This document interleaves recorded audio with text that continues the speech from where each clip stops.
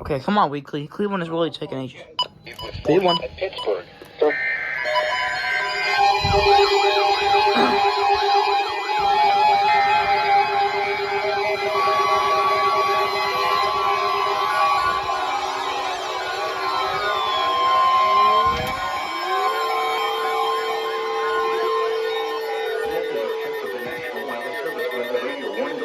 WWG56 for the Marmalade Valley listening area of northeast England, Ohio.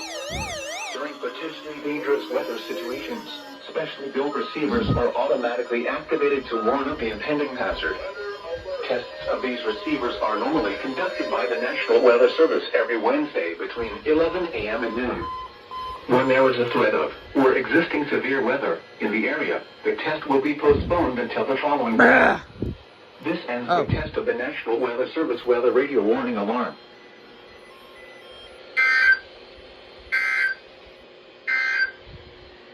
At 11 a.m.